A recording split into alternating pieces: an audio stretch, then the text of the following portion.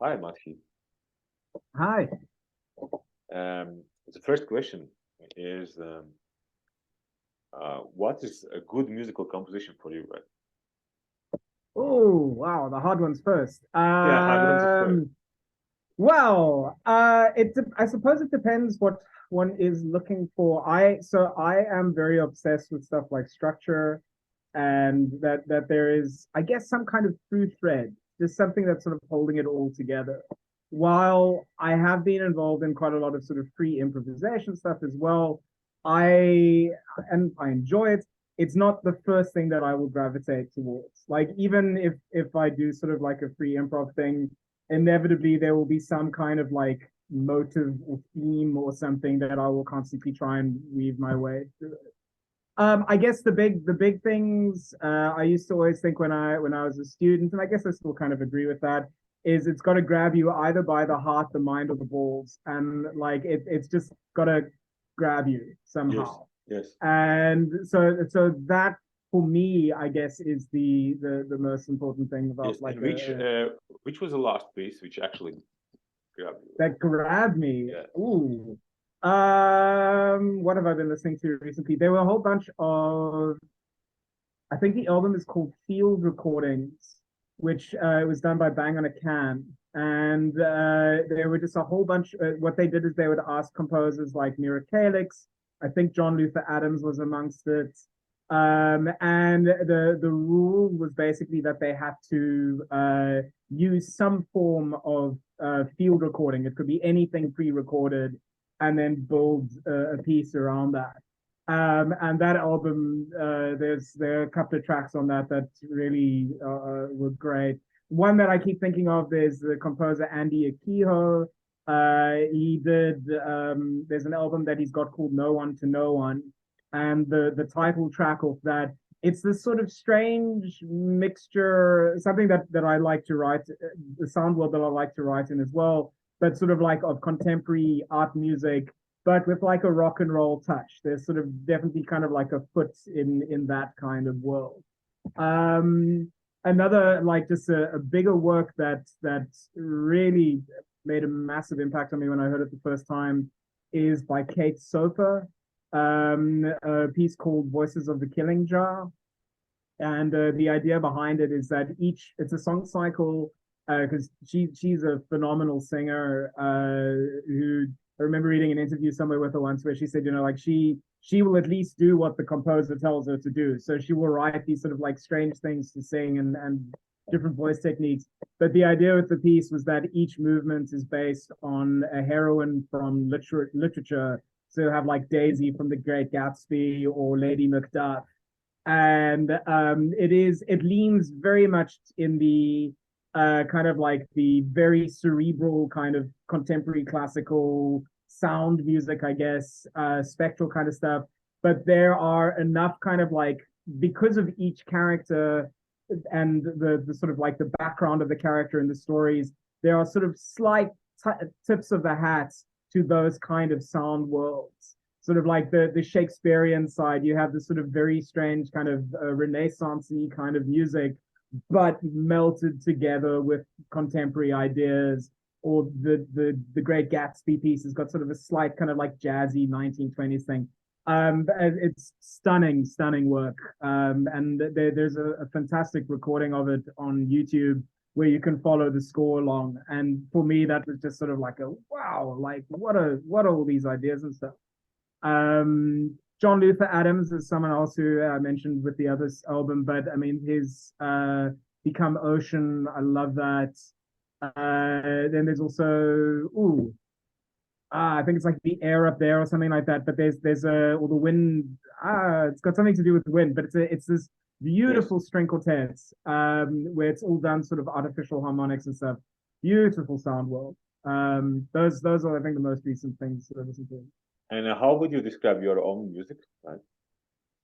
So yeah, I mean mine. I'm stylistically all over the place. I have a very strong interest in rock and roll, and used to play in a band.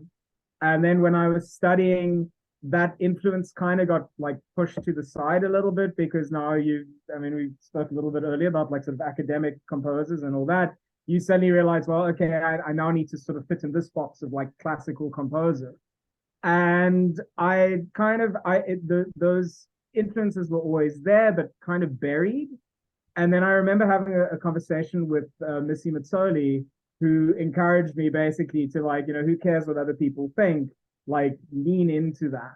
So the stuff that I write these days, there is very much like, it's still, I guess, Western classical or Western art music, but best way I can describe it is like the thing of like, what Leonard Bernstein used to do with jazz, but I do it with sort of like classical and rock and a lot of electronic dance kind of gestures and stuff like that.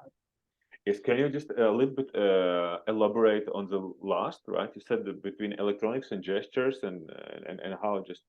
So as in like, so I like referring to sort of like rock ideas or heavy metal ideas, yes, as well as electronic dance music. What do you mean? You mean techno and.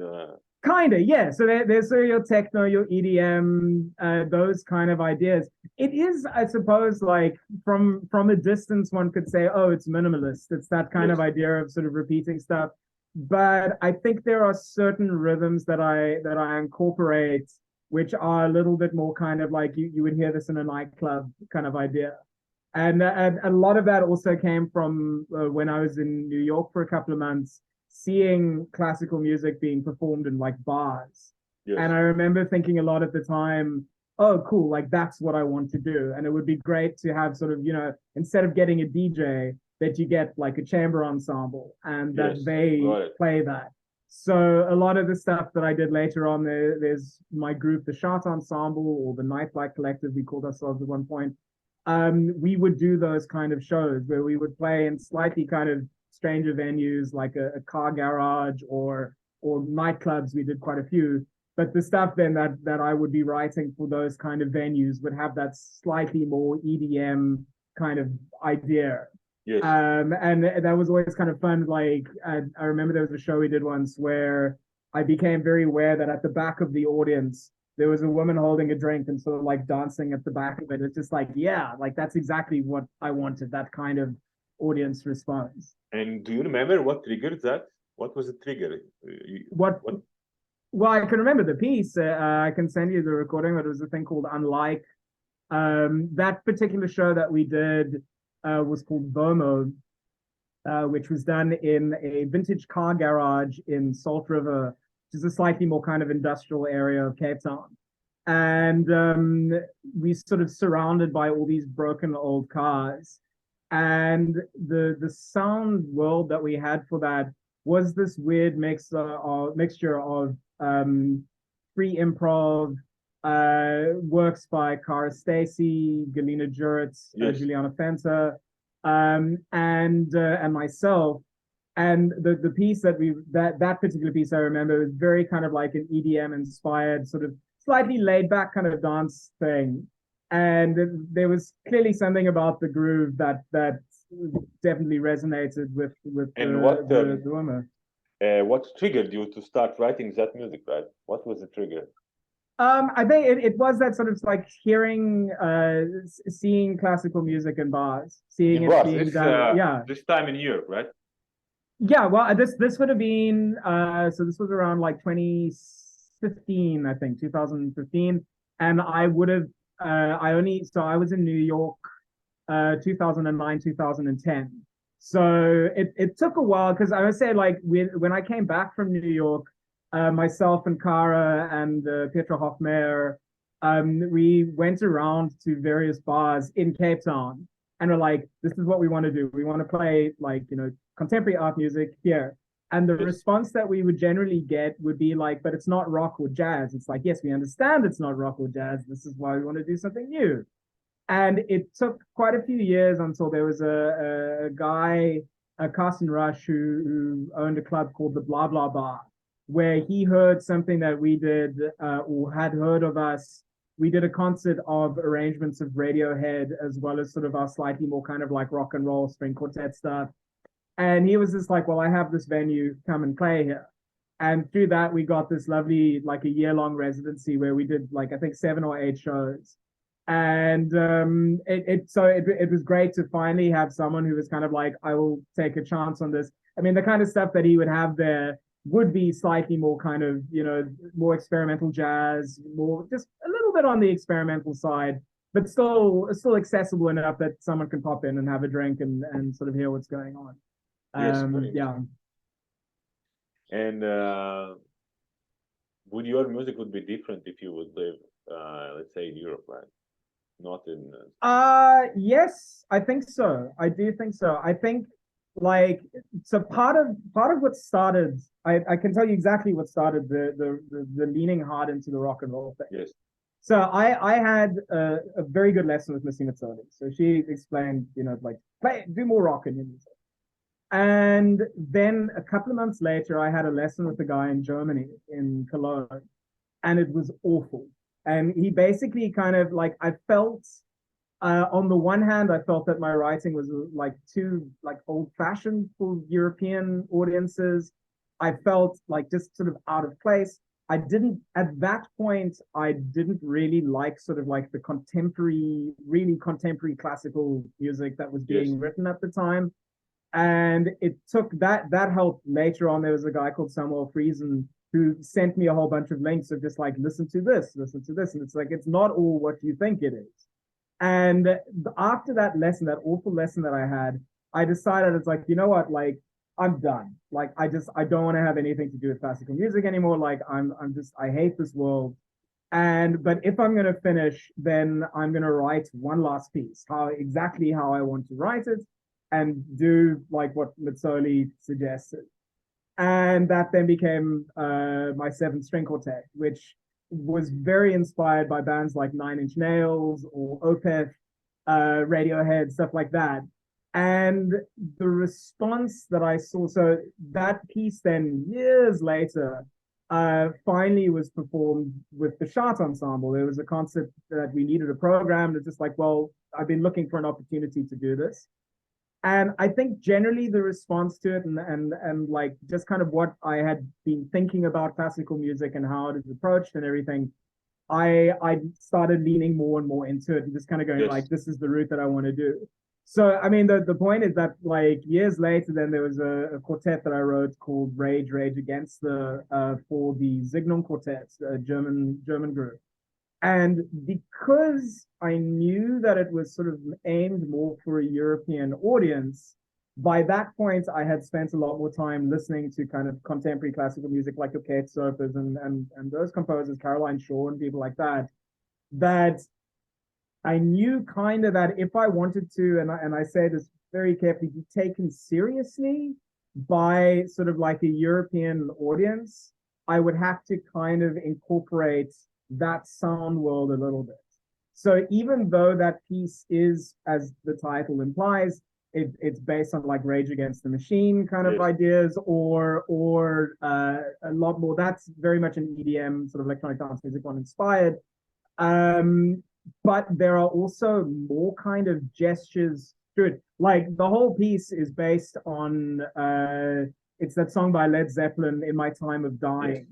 And I take like the first 4 or 5 notes of the guitar riff and then treat it from a very kind of European art music perspective of like pulling it apart and doing all that. So 1,000%, if I were living in Europe, I think I would probably be leaning more into that world, because that would be the environment that I would be trying to be taken seriously in.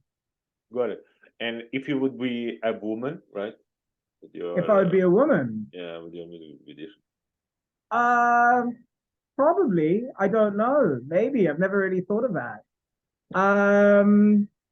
I think I would have different experiences. I think I know that from what I write, I put a lot of myself in it.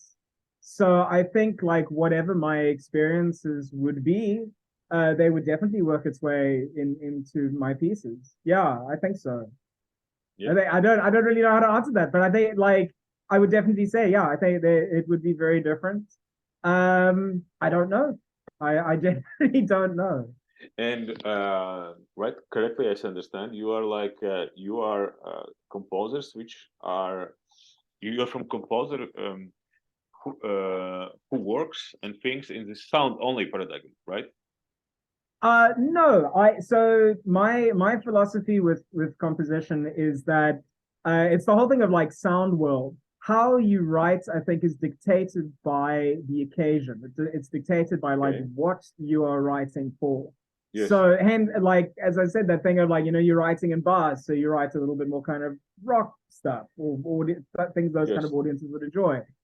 For the other group, that's more for the concert hall. So I'm going to sort of aim more for that. Like I've also done a lot of film stuff or like or soundtrack work, Yes. Yes. and there obviously like I have to use a different sound world as well. Yes. I find like when I just write for myself, I'm very eclectic. Like I'll sort of take a little bit from everything and just throw it in the Yes, blender yes. and see what But are you happens. doing the same thing with media? So are you amplifying music with visuals or? Yeah. So I mean, they're during so either like the two projects that I'm involved in. The one is the Macabre Ensemble, and the other is a group called Photoplay. And both of us, so Macabre Ensemble, is more kind of that's with a group of sort of more rock musicians, but I still rock up with my violin and electronics and stuff like pre-programmed stuff.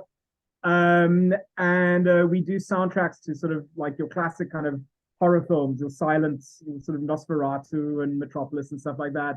Photoplay, we've done a couple of shows with that where we do it more for short films. We find sort of short films from the 20s and Got it. we combine stuff like that. Recently with lockdown and everything, I've been experimenting a lot more with electronic stuff while I have incorporated things like effects pedals and pre-recorded elements and stuff like that. In other words, this was sort of the first time kinda that I really focused on using like properly electronic stuff and like manipulating it and doing all Yes, that. yes, And there was a short film that I made quite recently, or let's say I made it about 2 years ago and only released it about a year ago, called Once Upon a Time in a Southern Suburb, yes, where so the soundtrack is completely electronic with me playing violin. And one point I'm playing wine glasses and wine bottles and stuff like that in it as well.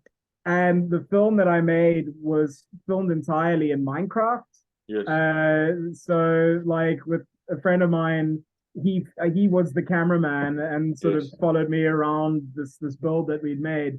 So I do enjoy kind of incorporating the visuals. I think what we said before you started recording, talking about like your lockdown concert stuff, that a lot of those it's very easy, or not easy, but it's sort of like you just put a camera in front of you and you play and then that's that.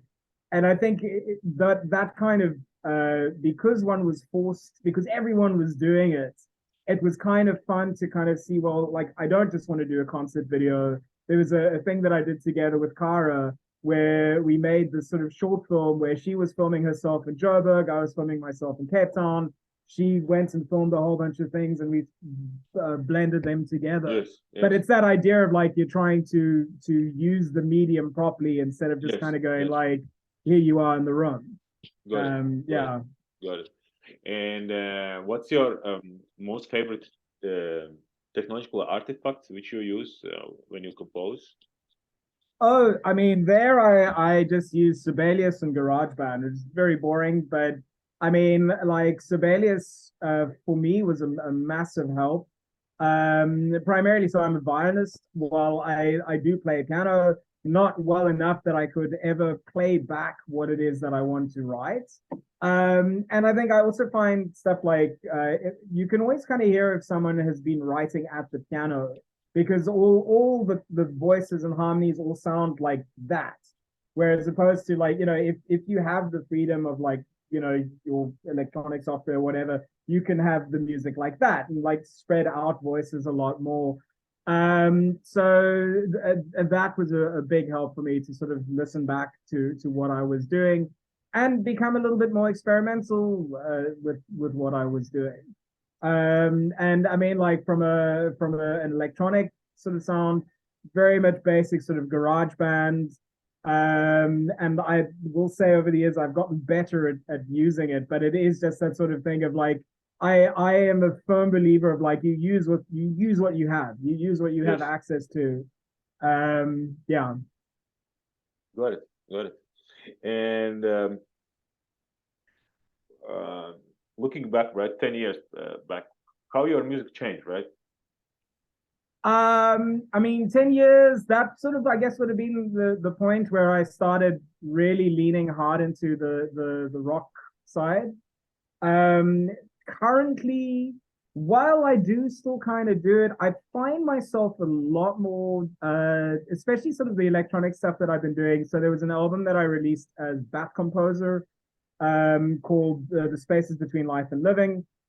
And then also that Minecraft movie was also done like that. But the stuff that I've been writing for that has been a lot more ambient, a lot more kind of like big open spaces, big kind of, yeah, wide chords. And I mean, a lot more inspired, I guess, by someone like Brian Eno, or these sort of like ambient composers. I think like when I started off, my music was incredibly busy and there was like a Yes. lot happening all the time. And I'm enjoying a lot more. There was a piece that I wrote beginning of this year, yeah, beginning of this year, where someone asked me to complete the Mahler piano quartet. And the so I added two movements to it. And the first movement that I added was very much in the style of Mahler.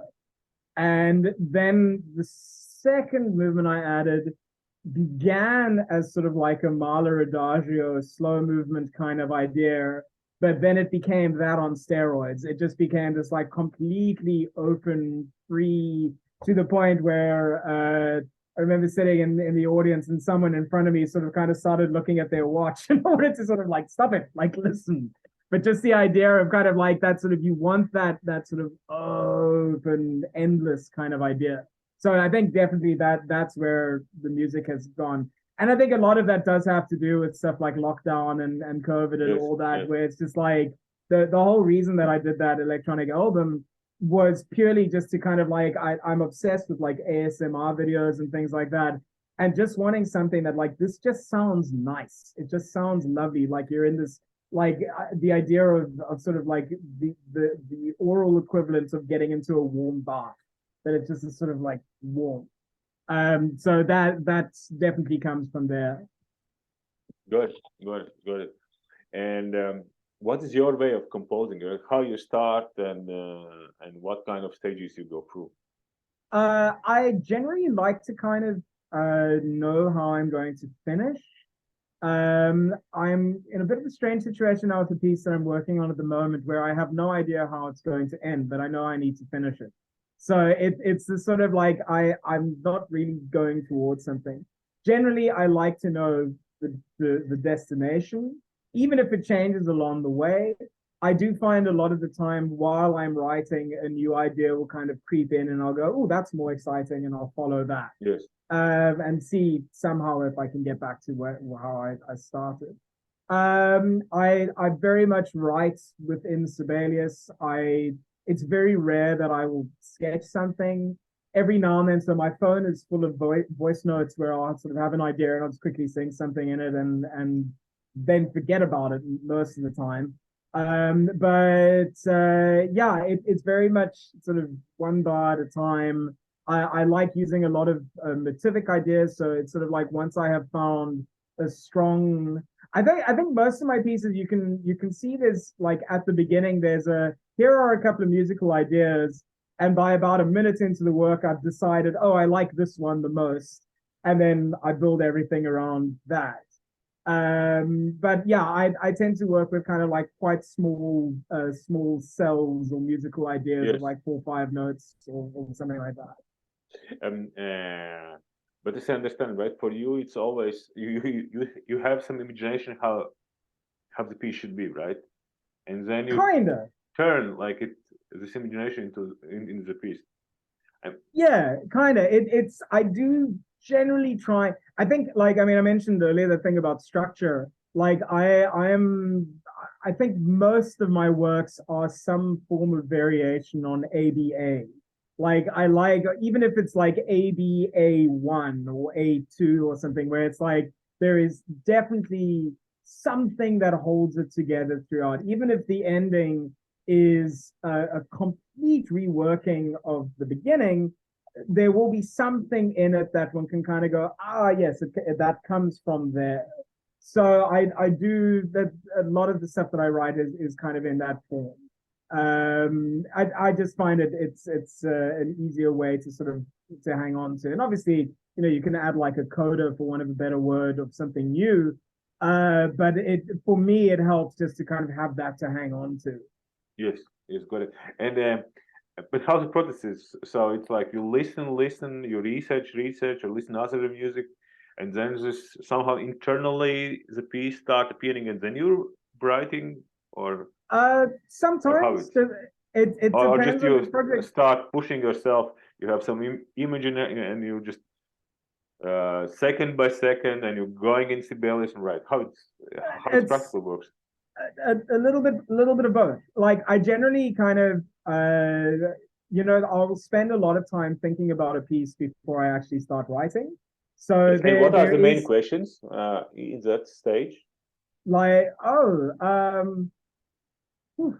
I don't know, what moved me, what is my goal, what am I trying to say with the piece, what kind of, yeah, what is the direction that I have. Like I know, as an example, there was a piece that I did a couple of years back with Rivonia trialist Dennis Goldberg, who he was in prison for 20 something years. He's a friend of Mandela's, and we wrote this piece together where he narrated his life story.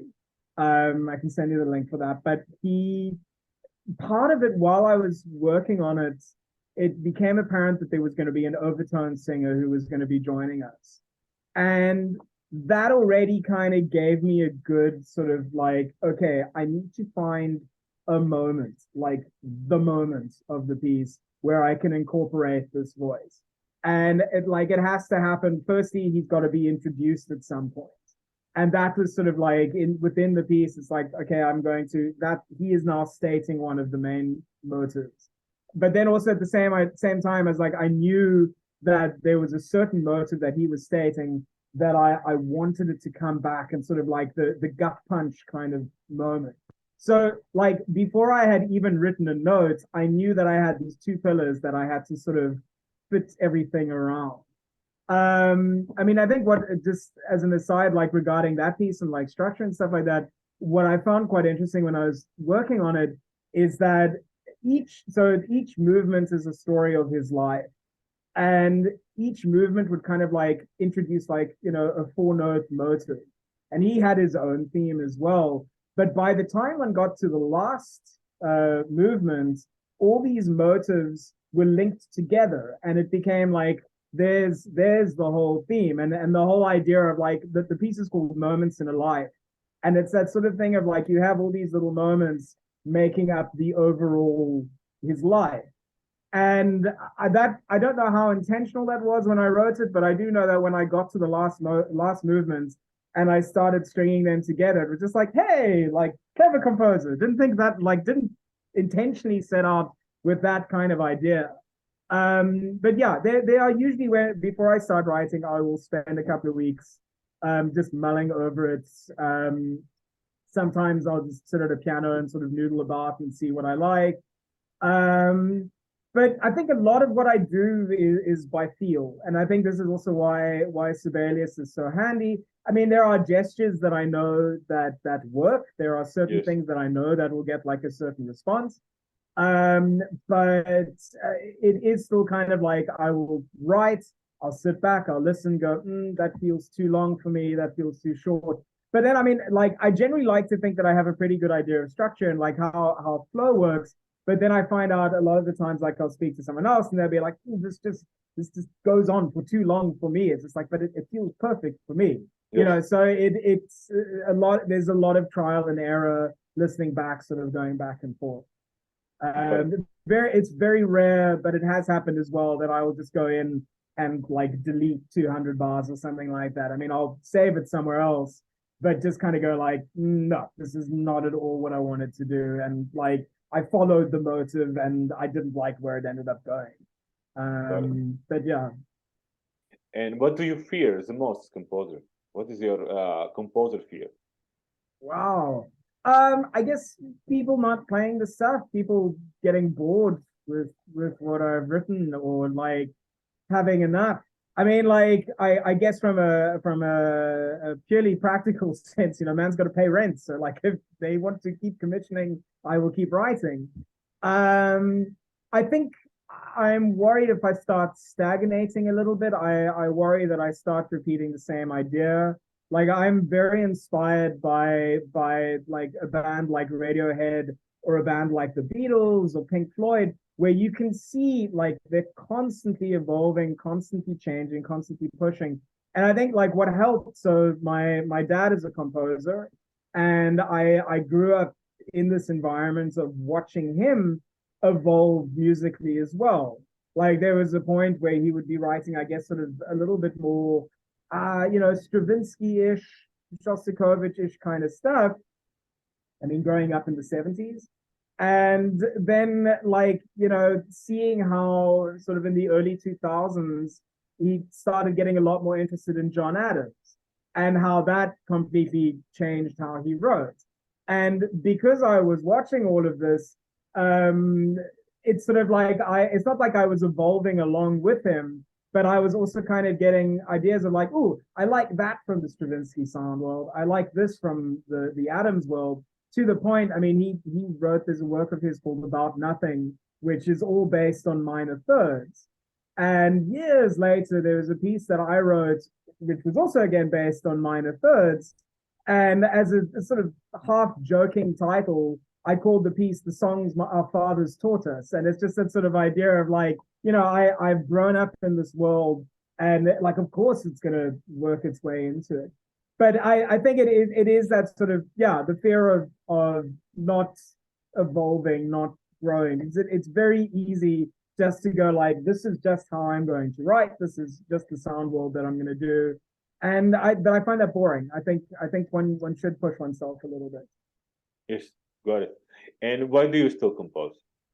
Why do I still compose?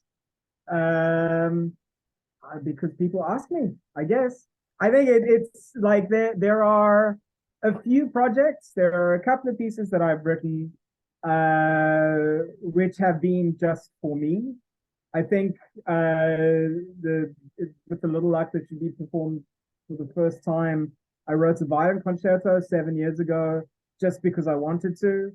And I think that's possibly my best work, but I think it's also because it was just for this imaginary orchestra. It was just like, you know, no one in mind, and you just write.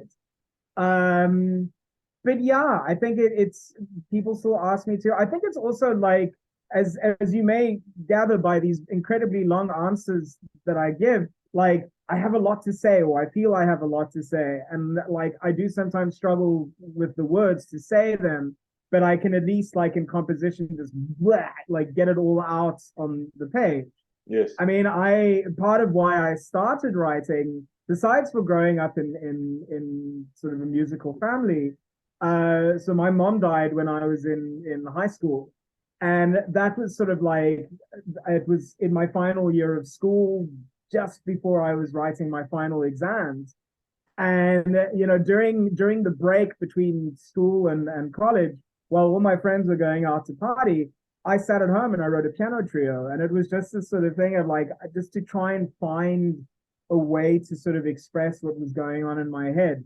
The thing is, though, like, I mean, a couple of years ago, I finally hit the point where it's just like, do I have to write like that? Can I not now, at this point, I've not done it enough?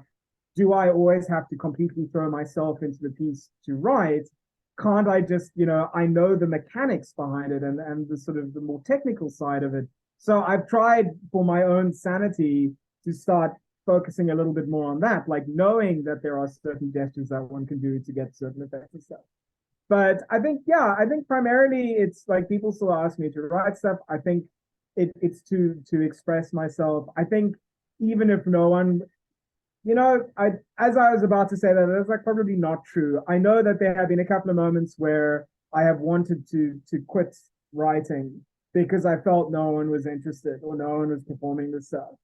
So, but I think at this point it's a little bit difficult for me to stop. Like I've been doing it for so long, there was no escape. Like I think I was going to be a composer, or I don't know what else I would have possibly done. Okay, and maybe now I will have several questions, but not about you, but about how you, as composer, what you have observed, right? And how the first question is how contemporary art music changed in South Africa during this century, right? During the century, I mean, so South African art music, there are two camps, I guess. There are the slightly more kind of tonal, slightly more kind of neo-romantic, that sort of slightly more side of things. And then there is the slightly more kind of experimental, more kind of foot in Europe art music kind of side of things. I tend to think I'm a little bit in the middle somewhere. That I mean, as I said earlier, I like taking from everywhere and putting it together. Yeah, that's the question. That is an interesting question. I think there has been a lot of emphasis. There's been this sort of ongoing thing since the 90s, where there has been, if a work is commissioned, you've had commissioning bodies like SAMRO, as well as like private commission people, always including the phrase like the music must include an African element. And I think there was definitely a time and a place for it, as especially in the 90s and the early 2000s, sort of like, we are trying to reconcile as a country, we're trying to come together. So the idea of like, bringing everything together and the cultures together was very, very important. I think now, if I look at sort of composers and who I work with and peers of mine, I don't think there is as strong an influence on that. I think there is still obviously elements of that, but I don't think it is kind of like the driving force in a lot of stuff that's so being it makes written. right. One thing that it's not anymore this African elements reconnection to, like, let's say pre-colonial past is not so strong anymore, right? Kinda. I think there's still some organizations who want that and kind of will say like that has to be there. Like I'm busy working on a master's, and I've been doing a lot of reading about this recently. And sort of like you would look at composers like, say, Kevin Boland, who started by incorporating sort of African paraphrases or African music paraphrases in it.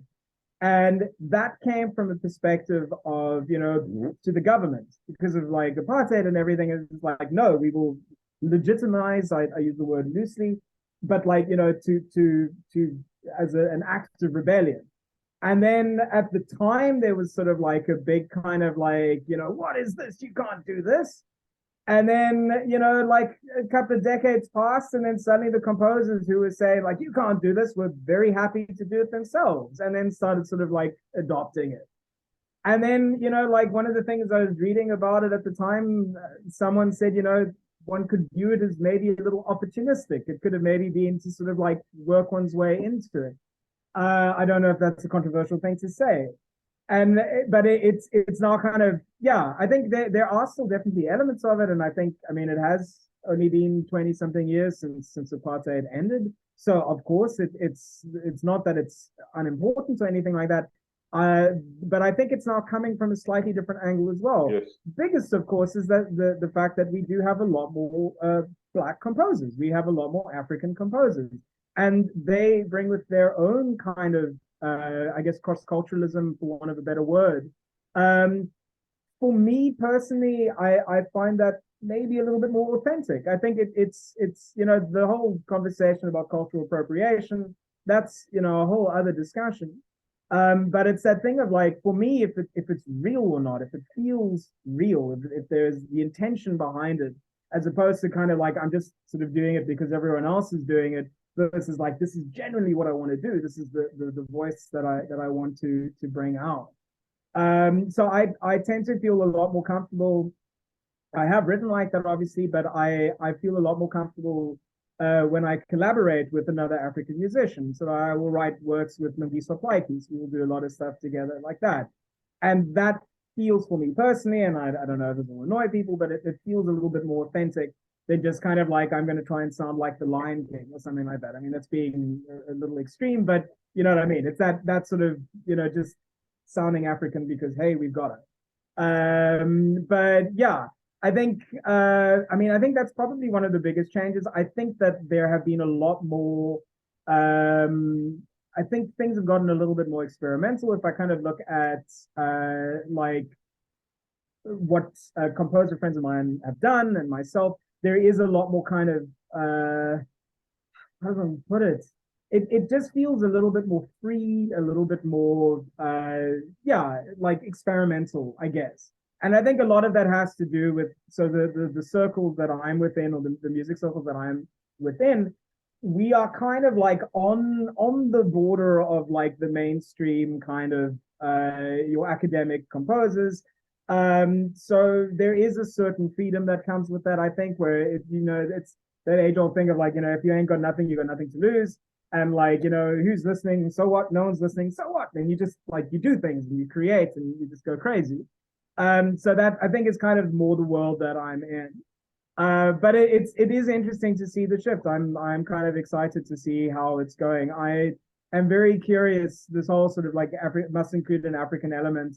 I'm very curious to see like in like a decade or two if that is still going to be pushed as hard by organizations, because it is like I think, as I said, I think it's important. I think it's definitely like it has been needed. But also part of me feels like just let people write, let people evolve the sound. Like why does something need to be dictated that way to get a commission? Like can't I just write how I want to write? Got it. And how audience change? I mean, the audiences are obviously a lot more mixed. Different backgrounds, everyone coming together, which is great. It was quite interesting going to a couple of symphony concerts recently and seeing a lot more Black people in the audience.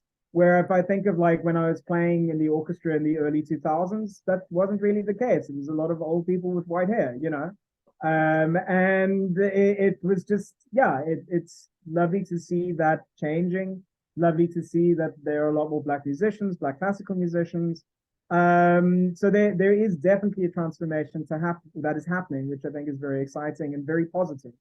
Yeah. And let's say how you see where it's South Africa contemporary art music, right? How it look like if you would need to how you imagine, right? Year 2000, let's say 35, right?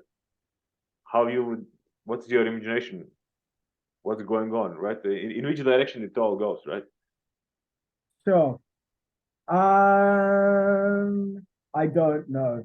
I must say, I think like, especially with the podcast and the radio things that I've been doing, it's been very interesting to see who are the young voices, who is sort of coming out of that slowly.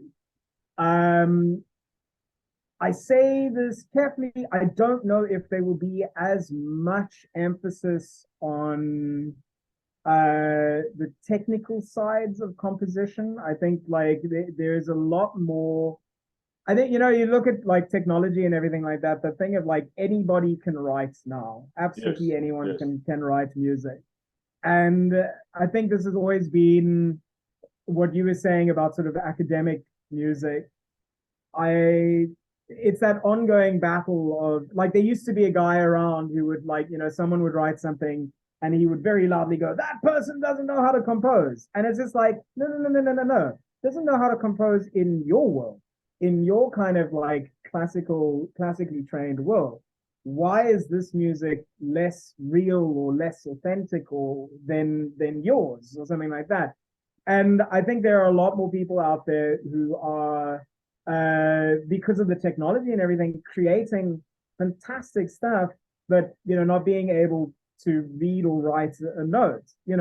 So I think there is definitely, it's kind of probably going to go in that direction more. Obviously, you're going to have people like, I mean, this is why I still have a job, I guess, is that, like I do orchestrate and I do arrange and stuff like that. And I will often have sort of like, people who don't necessarily write or read music asking me then to write stuff out for like an ensemble to play with them or something like that. So I think that might become a little bit more balanced. I think there will at least, yeah, I think there is, I think it'll definitely kind of start shifting more in that direction of that it is not necessary, to say this again carefully, but not necessary that one necessarily knows how to sort of read and write music in order to be taken seriously. I don't know if that's the right word, but you know what I mean? Yeah. Yes, got it. So what you see, it's more about democratization of being a composer, right? Classical composer. Yeah, I think so. I think over the last couple of years, I mean, I must say, like I have pushed very, very hard for like the last 10 years to try and bring attention to composers who one would not necessarily be aware of. I mean, I think with like the podcast thing and the radio thing that I've done, it like there was a moment that I had a couple of years ago. There were student protests that were happening here, and through that, the whole conversation of decolonization came up, and sort of like why one learns about one composer and not the other. And I remember sort of having a conversation with one of the students at the time, and they were telling me about like these are the composers we learn about in history, and kind of go like, but why? Why this person and not that person? Yes. And so through like the podcast and the radio thing, my philosophy was very much like, I am just going to introduce everybody that I can and interview anyone who will do it.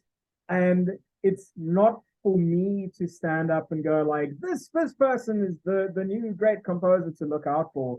It's that thing of like, you just present all the information, and then like it's that thing that I guess one has with I find this all the time chatting to so I teach at school as well, and like I teach violin. We got a little string orchestra, and I always say it to kids like, okay, well, like what is like the song that everyone's listening to? Like you want to play it with the orchestra? Like what is the song?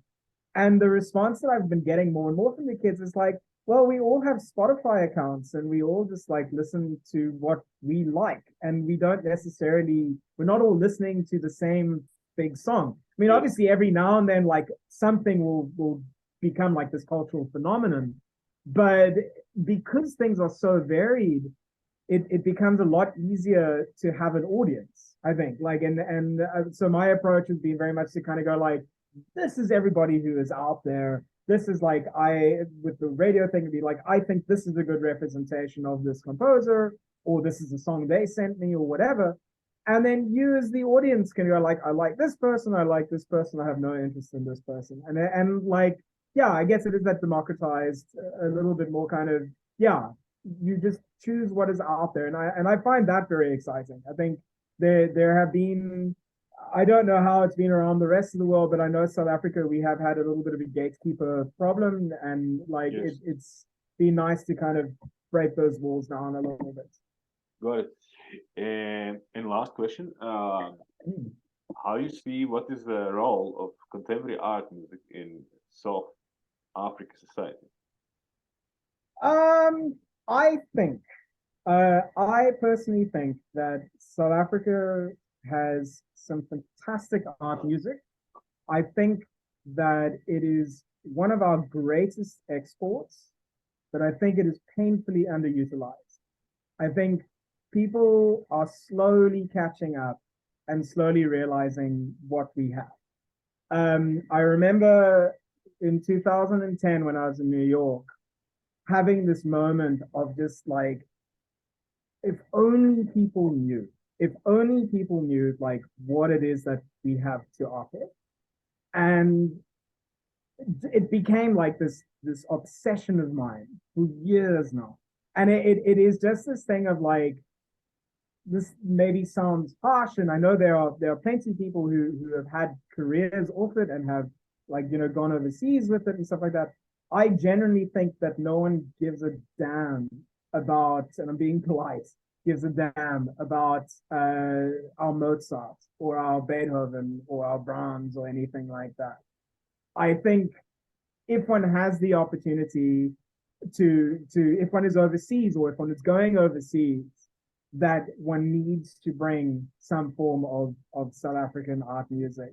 There are so many composers to choose from. I mean, I think like just in the couple of episodes that I did, I think I had something like 120, 130 different composers.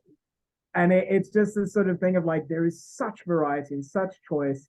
I think we're slowly sort of starting to see, because of technology and everything, more voices who haven't been heard sort of coming to the forefront. And sort of the mainstream composers, they're still obviously being played, but sort of maybe less of. And it's not like I am a strong believer that there is space for everybody under the sun. I don't think Yes. like that, like, you know, one is more important than the other. But like, I think it's sort of evening out a little bit. And I think like the moment, and there are groups and there are organizations who are figuring this out. But I think the moment that we realize, we as in collectively the country, what it is exactly that we have, and we can start sending it out into the world, I think that will be a game changer. I think there's so much here. It's, you know, from yes, like the combination of sort of more traditional African music to like our actually like the genuine African composers and African musicians, like as I mentioned, Lungiswa, or Marosini and people like that, where it's like, you know, that is your sort of Umkhube and your Haribo and stuff like that. That is our classical music. That is our, you know, it's older than, the traditions are older than, like, you know, sort of your traditional classical European music. And it is that sort of, there was I would love to see, this is just as an aside, I would love to see something happening similar in South Africa. There was a concert I read about in Australia where they combined sort of ancient Gregorian chants together with sort of traditional native Australian music and right. Aboriginal music. And it was just this sort of like that you have these worlds side by side. And I think like we have that here. But yeah, I think it is just sort of like there is so much, you know. Then you look at like the other extremes. You look at a composer like Andila Khumalo, who's Black South African guy who is very strong, heavily based in like European music, and like his approach to that and his spectralism approach and everything, and like that's fascinating. And there's such like a melting pot of musicians here. And I think like, yeah, I do genuinely believe that we have so much to offer and so much to show the world stage. Like I think of Abel recently, like the stuff that he's been doing overseas, and like the audiences there kind of like seeing this sort of, you know, his combination of classical and African music together. It's there is a huge interest for it. So yeah, I will get off my soapbox and stop ranting, but it is just that kind of like, I do believe that like it is unfortunately very underutilized, but I'm very excited to see that it's slowly like people are starting to take notes. Thank you very much for this interview. Thank you very much.